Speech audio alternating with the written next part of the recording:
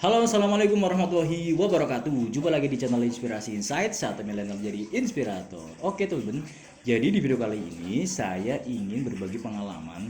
Nah, pengalaman ini saya ingin ceritakan ke teman-teman semua, yaitu ketika saya konsultasi ke mentor saya. Jadi saya ingat sekali diceritakan oleh mentor saya tentang perbedaan, karena saya orang Jawa, jadi beliau mengatakan perbedaan orang Jawa dengan orang keturunan Tionghoa atau orang Chinese di dalam masalah pengelolaan keuangan. Kita tahu kalau orang keturunan Tionghoa atau Chinese itu dalam masalah pengelolaan keuangan itu sangat komitmen sekali, sangat komit sekali. Jadi kira-kira perbedaannya apa yang disampaikan oleh mentor saya? Di video ini saya akan ceritakan ke kalian semua. Jadi buat teman-teman yang penasaran, silahkan tonton video ini sampai dengan selesai. Buat teman-teman yang bergabung di channel saya berisi konten informatif dan inspiratif yang mudah-mudahan bisa menginspirasi teman-teman semua. Jadi jangan ragu untuk like, share, dan subscribe channel Inspirasi Insight. Bantu kami menjadi channel menginspirasi dan bermanfaat.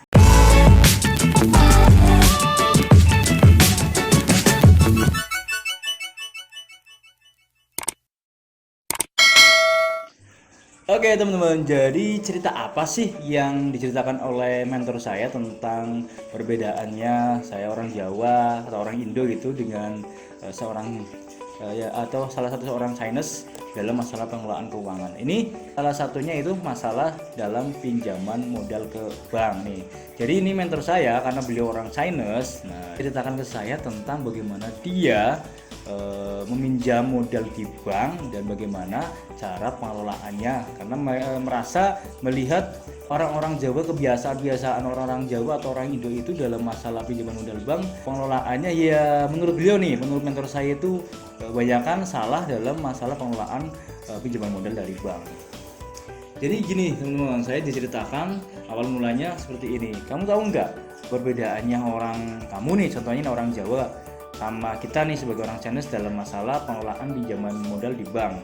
Nah, beliau menceritakan seperti ini. Biasanya nih, orang Jawa seperti atau orang Indo seperti kita ini itu ketika kita butuh modal, katakanlah kita butuh modal 100 juta nih. Kita butuh modal 100 juta yang kita ingin pinjam di bank gitu. Pengen ambil pinjaman di bank.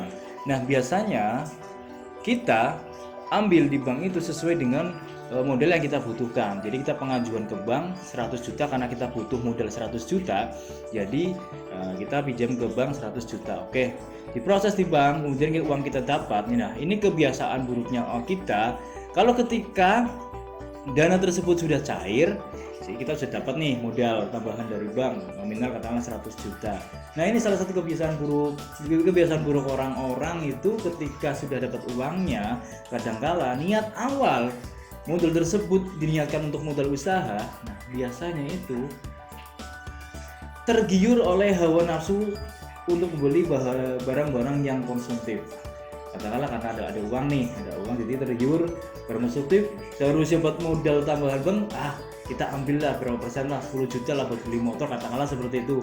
Itu biasanya kebiasaan buruk orang-orang ya sebagian orang lah, tapi ini pada umumnya rata-rata mungkin hampir seperti itu, tergiur dengan kebutuhan hal yang konsumtif. Pada akhirnya modal tersebut yang tadi niat awalnya untuk kebutuhan modal usaha, akhirnya sebagian terkurang untuk pembelian kebutuhan yang konsumtif. Nah, kalau orang China bagaimana? Jadi beliau seperti ini mengatakan, bercerita ke saya. Jadi kalau rata-rata orang Chinese itu katanya mungkin bukan rata-rata, mungkin beliau nih, kalau beliau menyampaikan saya kalau butuh modal 100 juta dan saya butuh pinjaman modal ke bank, saya pengajuannya pinjaman kembalinya nggak 100 juta mas, tapi saya ambil 200 juta gitu. Kemudian saya tanya banyak nih, kok gitu kok? Kenapa? Kita kan butuh modal 100 juta nih, kenapa kok ambil uang pinjaman bank malah lebih banyak gitu, malah ambil 200 juta di bank, sedangkan kita butuh cuma 100 juta saja, kenapa kok ambil di banknya lebih banyak 200 juta gitu. Karena saya bertanya-tanya nih, penasaran nih, kenapa ya si tokoh ini butuh modalnya 100 juta tapi malah pinjam di banknya lebih banyak 200 juta. Beliau menjelaskan seperti ini teman-teman. Jadi uang 200 juta ini, nah, ketika kita sudah mendapatkan modal tambahan 200 juta dari bank, nah, 100 juta pembagiannya, pengelolaannya dari yang Bapak sampaikan Dari 200 juta tersebut 100 juta kita spend atau simpan untuk menjamin angsuran selama sekian bulan atau sekian, katakanlah angsurannya jaman 100 juta kita tenor 3 tahun, angsurannya 4 juta. Jadi dari 100 juta itu kita bagi 4 juta, jadi itu angsurannya sudah terhandle dulu. Kita nggak istilahnya 100 juta buat spend angsuran, kemudian 100 juta sisanya itu benar-benar kita komit kelola untuk mendapatkan profit yang menghasilkan lebih berlipat-lipat gitu. Jadi ketika berjalannya usaha, kita nggak memikirkan untuk angsurannya. Angsuran sudah kita handle dulu dari spend dananya tadi 100 juta selama beberapa bulan. Nah 100 juta sisanya ini beliau manfaatkan betul-betul untuk mengelola usahanya sehingga menjadikan profit yang berlipat-lipat. Seperti itu teman-teman. Jadi gitu. Jadi cara pengelolaannya seperti itu. Jadi rata-rata kita kan butuh modal nih, katakanlah butuh modal 100 juta, kita pinjam 100 juta. Nah kemudian 100 juta kita kelola, kita pusing mikiran angsuran gitu. Sudah kita kelola buat usaha, ternyata katakanlah usahanya pertama awalnya lancar, kemudian di pertengahan ada kendala, kita memikirkan angsuran juga per bulannya, akhirnya ya pusing juga ya buat angsuran dan lain sebagainya karena pengelolaan yang belum benar. Nah si Koko ini dia memanfaatkan kita butuh modal 100 juta, ambil di bank 200 juta, 100 juta buat spend untuk angsuran sekian berapa bulan, jadi 100 juta kita fokuskan benar-benar untuk mengelola usaha. Nah ini teman-teman, jadi salah satu perbedaan pola pikir dari seorang mentor saya ini dengan kebiasaan orang-orang kita gitu, seperti itu. Mungkin banyak juga sih yang sudah mengetahui cerita ini, tapi jujur saya baru tahu cerita ini dari mentor saya ini. Tetapi kembali lagi nih teman-teman, kita kembali ke pribadi masing-masing.